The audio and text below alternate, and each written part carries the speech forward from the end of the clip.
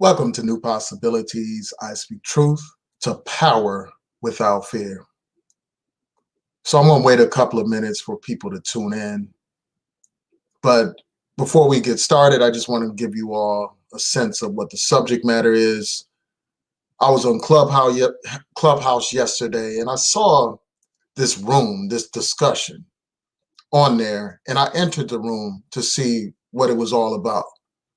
And the title of the discussion was Black Women Who Marry White Men Are More Pro-Black Than Black Women Who Marry Black Men. So by that clickbait title, I had to go in there and check it out, see what they were talking about. And of course, Christelyn Karazin was leading the discussion. She was one of the moderators, one of the speakers. And she's also known by the name of the Pink Pill. She had a channel about swirling and all that kind of stuff, beyond black and white. So I see that she has brought her toxicity over to Clubhouse. And I'm going to talk about this in a few minutes. I just want to give people time to tune in before we really go in depth into this subject. I want to encourage people to follow me on Twitter at NewPosBlog. You see that information scrolling below. Also, I want to encourage people to donate and to support this channel. You can Cash App this channel and support this channel that way. A lot of our videos aren't monetized because of YouTube and their restrictions. They restrict the kind of content that they allow to be monetized. So if someone is talking about controversial political subjects, often they'll say that those subjects are not advertiser friendly. So I need your support for this channel, so you can either Cash App donations to this channel, or you can use the super chat to donate and to support this channel. And I want to thank all the people who have supported this channel over the years, not just with donations, but by watching this channel, by subscribing to this channel, by liking the videos and sharing the videos. And I want to encourage people to also follow me on Clubhouse at Anson Asaka. So let's get right into it. Shout out to Dave Bowman. Thanks for tuning in. So I was on Clubhouse and I saw this room. Again, the title of the room was Black Women Who Marry White Men Are More Pro-Black Than Black Women Who Marry Black Men. And just by that title, you can tell just how loony, how lost, and how ridiculous a lot of these so-called swirlers are. You can tell how dysfunctional these people are, and just how illogical and irrational these people are to actually form their mouth to say that a black woman who marries a white man is more pro-black than a black woman who marries a black man. It just shows you how absurd and how ridiculous these people are. Now, they tried to walk it back after putting out that title. They tried to say, oh, it's just clickbait and all that kind of stuff. But they were actually making arguments to support the idea that these black women who are with these white men are more pro-black. And basically what they were saying is that they could get with some white man that has all these resources and all this money. And they cited these examples of these white men who helped support these black women in their different endeavors. And some of them cited examples of how they were giving back to the community, the black community, by using these resources from white men. For instance, this woman was talking about how she had this yoga studio. She had all these other programs in the black community that were financed by the white men. And then you had other women talking about how they created business opportunities for black people by using white men's money to do so. So this is going to be a short video, because I just had to respond to this stuff. And again, it just shows you how ridiculous these people are.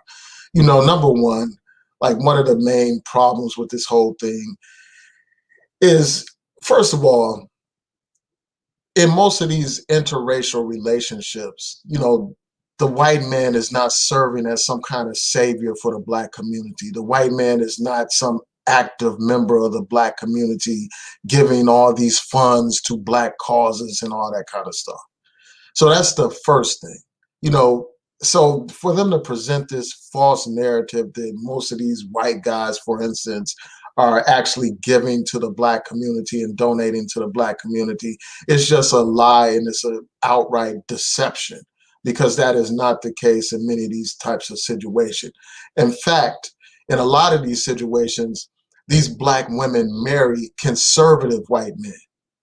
I've done videos where I have posted these, these examples of these white women married to white supremacists, for instance, married to these Black women married to white men that are in the Proud Boys, married to white men that are Trump supporters, married to white men that don't give a damn about the Black community. In fact, many of these white men are hostile to the Black community. But yet and still you have this buffoon, this bed wench, Negro bed wench, and her collaborators presenting this idea that somehow this white man is the salvation for the Black community. And then also this ignores the fact that many Black men are giving to the Black community, are sacrificing their time and their energy trying to protect and defend and support the Black community. I mean, the idea that you would have to be with a white man to help your community is so ridiculous. On its face, it's just so ridiculous and so stupid. And it just shows you how stupid and how toxic a lot of these swirlers are, people like a Christelyn Karazin. And it's just a shame that she managed to bring that toxic mentality over to Clubhouse. And the other thing is this. The white man is not the source of our salvation. The white man is the cause of many of the problems that we face as a people. Many of the problems that we face as a Black community go right back to the goddamn white man. And we know this. We would, in the words of Malcolm X, we wouldn't be in this country if that enemy, the white man, didn't kidnap us and bring us here. It was the white man that kept us in bondage for hundreds of years. That was the white man that did that. But yet you got these confused and lost women thinking that this white man is their salvation, when he was the one that kept us in bondage, when he was the one that divided our families, sold off our children and stuff like that, separated men from women and stuff, during the slave trade, beat us, raped us, robbed us of our identity, of our knowledge of self, of our culture, in the words of the brother Khalid Muhammad, our language, our religion, our culture, our gods. That was what the white man did. He turned us from Africans into Negroes. He's the one that stripped us of our heritage and our knowledge of who we are as a people. But yet you're looking to this white man to save you. Yet you're looking to this white man as if he's some kind of example, as if he's the one that defines, who is pro-Black and who is not. That was the white man that held us in bondage for hundreds of years. And it was the white man that put us in Jim Crow for decades after slavery. That was the white man that did that. The white man that segregated you and humiliated you, that had these stores that said no colors allowed, that wouldn't allow you to eat at lunch counters. It was the white man that did that. It was the white man that had you at the back of the bus. The white man that had no, those fountains that said for colored people and for white people. It was the white man that had those signs saying no dogs and no Negroes up. That was the white man that did that. It was the white man that redlined you and all that kind of stuff.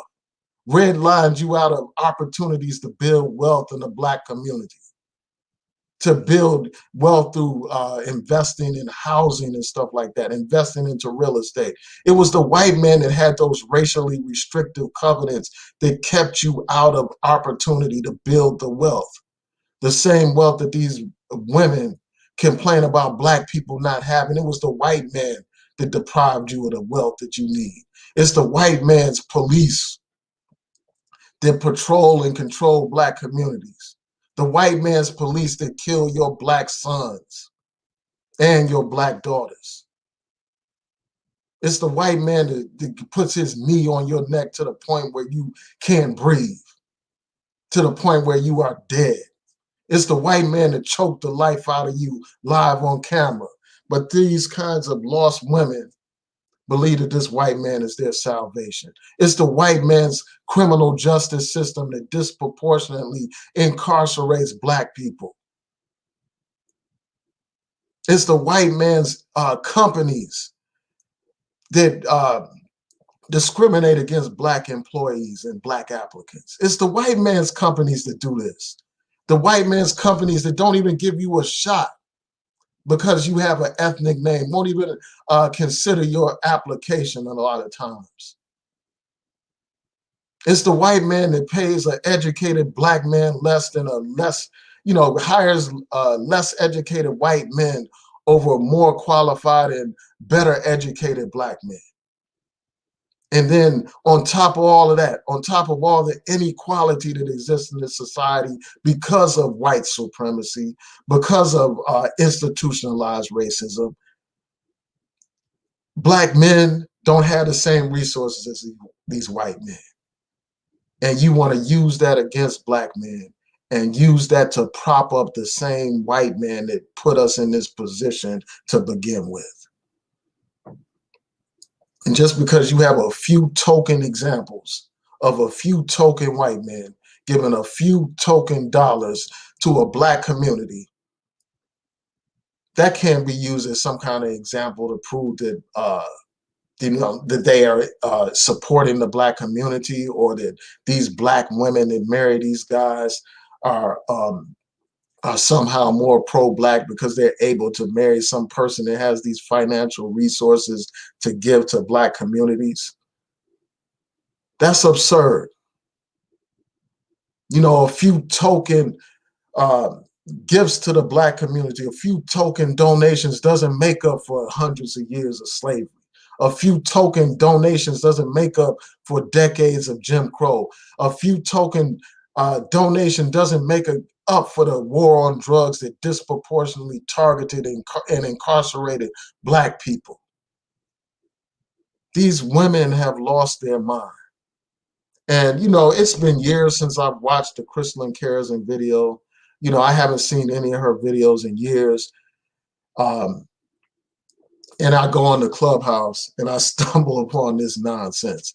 And what I will do is I will post a screenshot of that conversation or that room on Clubhouse so that you all could check it out, you know, so that you could see exactly what I'm talking about. I mean, who in their right mind would even think that that was a good idea, a good title for a video? Who would think that? I mean, we understand the definition of pro. Pro means in favor of. You can't be in favor of Black people or pro-Black people if you're married to white people. If you are pro-Black people, you would think that you would want to be with somebody that looks like you. You would think that you would want to be with somebody that shares your culture, that shares your traditions, that shares your values and all that kind of stuff. You would think that. That's one of the first basic steps of being pro-Black. Loving your own and accepting your own. These people love the devil because the devil gives them nothing. They love the enemy more than they love their own Black people. And we understand why this is the case. Many of our people are lost. Many of our people have been programmed. Many of our people have been brainwashed. Many of our people have been subjected to Stockholm syndrome, where they identify with their enemy more than they identify with their own people. You know, this white savior complex that many of our people have is a result of religious indoctrination, where they give you a white man to worship, where they literally tell you that the white man is God. And you will see it in Black communities, white images of God in the churches, white images of God in the houses.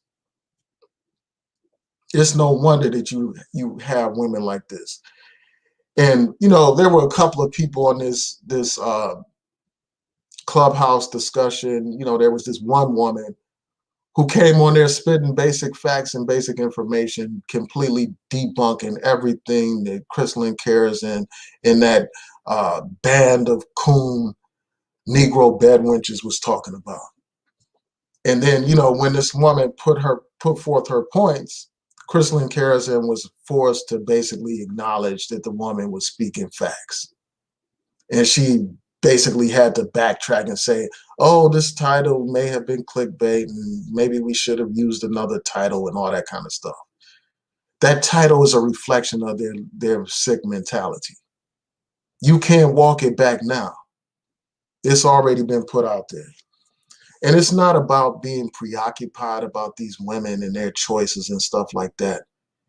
If they want to choose to be with a pink penis, you know, they keep talking about a pink pill and all this and that. If they want to be with a pink man and have a pink penis, that's their business. I could care less. I could care less about those lost souls, you know, about those people that are beyond redemption, those people that have completely lost their mind. I'm not concerned about trying to convince them of anything, but when you put out here this false information, you know, this false idea that somehow these people are more pro-black, that's when I have to respond to what you're talking about. That's when it becomes my business.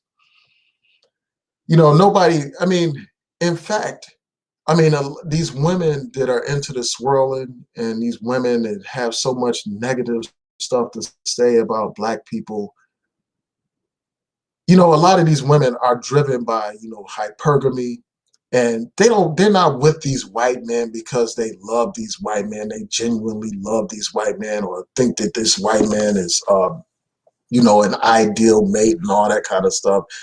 A lot of times they are just using these men for their money. And I would rather them use these white men as beta beta male providers than to use and exploit a Black man for the same purposes. So if you want to get that white man and stick him for his money, more power to you. I couldn't care less.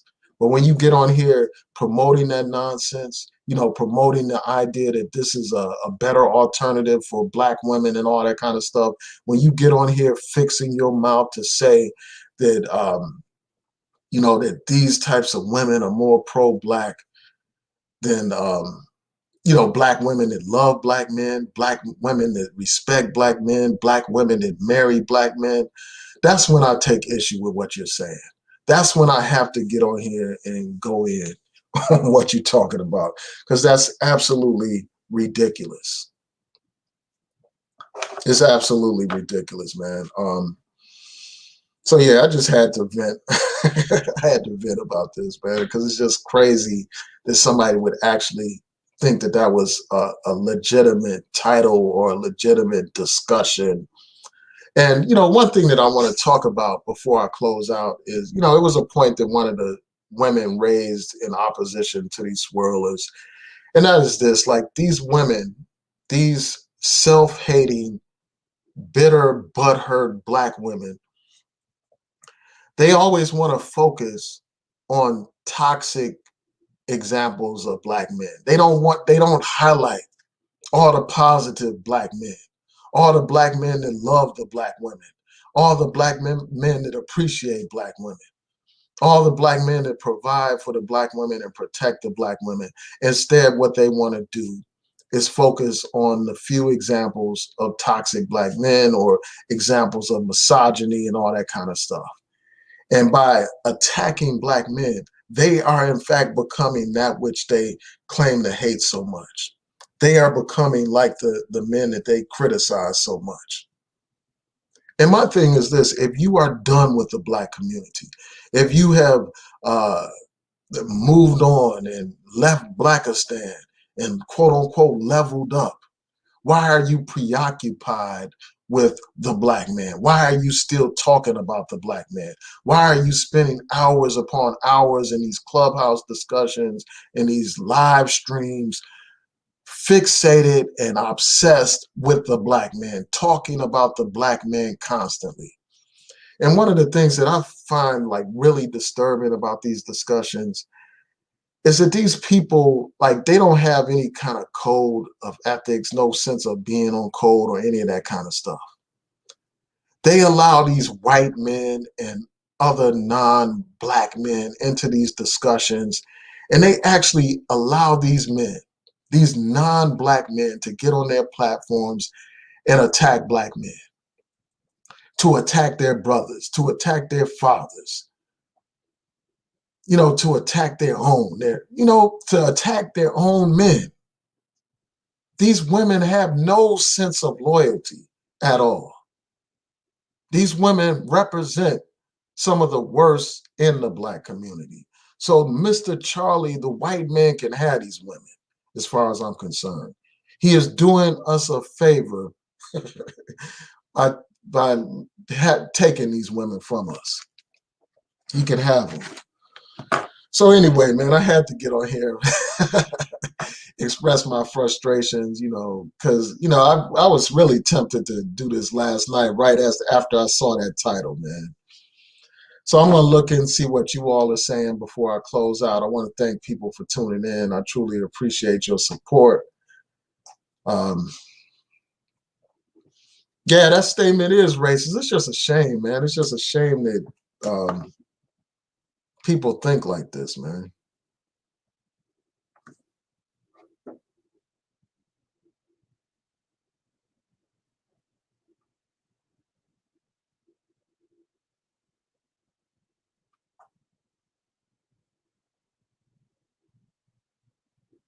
So somebody said I sound like Tariq Nasheed. How do I sound like Tariq Nasheed? Simply because I said Negro bedwench. I mean, people who are familiar with this channel and familiar with my other channel, I Declare War, know that I've used that kind of terminology before. That's nothing new with this channel, and it's not following anybody's example or anything like that. It's just speaking actual facts. Now, the mere fact that somebody is with a white man, that alone does not make them a quote unquote Negro bedwench. But when they lift up white men over black men, when they bash black men while they elevate and celebrate and idolize white men, yes, those types of women are Negro bedwenches. And I don't make any kind of apologies for using that kind of language.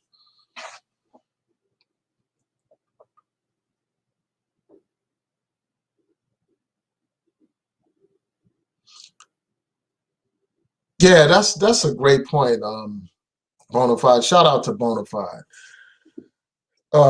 He mentions here that some black female swirlers use negative experiences with black men as an excuse, but they don't say a peep about the negative and other racist experiences that they have with Mr. Charlie. That's actual facts, man. I mean, what they do is they use these negative examples of black men. They highlight them. They bring all this attention to them. They blow them up, and they use it as a talking point, as a launching pad to go in on black men. But when it's these white men doing something, when you have an example of a white man engaged in domestic violence against black women, like that football player, Chad Willard, when you have, examples of white men spewing racist rhetoric, like that one video years ago where this white man was, I think he was using the N-word and, talking about black lives don't matter and all this other foolishness, if I recall correctly. And his black girlfriend was recording that. When you have examples like that, when you have examples of these white racist men that are members of white supremacist groups, when you have these examples, you have these swirlers making all kinds of excuses for these men. Going out of their way, doing mental gymnastics to try to weasel their way out of those types of examples. They try to talk about how those are the exception. They try to make it seem like that's some kind of anomaly or something. That's what they do. They have plenty of excuses for those types of situations. And it just shows you how disingenuous they are.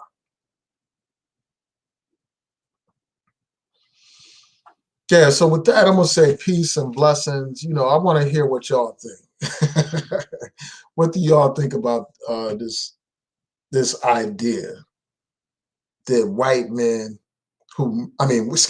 black women who marry white men are more pro-black than black women who marry black men? And this just reminds me of another thing that these swirlers do. Like, they call black women, they twist reality. They turn things upside down. So they call a black woman who loves the black man, who respects the black man, who appreciates the black man, who celebrates the black man. They call those women mammies and pick-me's and all that kind of stuff, when these swirlers are the real mammies. I mean, we recall what a mammy is. I mean, all you have to do is look at the movie Gone with the Wind, where you see this example of a black mammy. You know, the common stereotype that we have seen over the years of the black woman who's completely submissive to white people, does everything for white people, is literally a servant, a slave of white people. And that's what you have with these swirlers, because they literally have put themselves in a subservient position where they idolize and they defend, they celebrate, they put the white man on a pedestal and all that kind of stuff. That's what they do. They are the real mammies of white supremacy. That's what they are. They are the pick-me's, because they are begging the white man to pick them. And no white man in his right mind would want to pick a woman that's going to use him for hypergamy purposes, you know, just to get his money and stuff like that, just to be with him because of his whiteness. No self-respecting white man would even want to be with somebody like that. But you see a lot of these lames, you know, these non-black lames that join their discussions and join in on the bashing of the black man in hopes that they could get with one of these desperate, dusty Negro bed wenches. So with that, I'm going to say peace and blessings. Please rate, comment, subscribe, like the video, share the video, hit that notification bell so that you'll know when I post new content on here. Peace and blessings. Have a great day.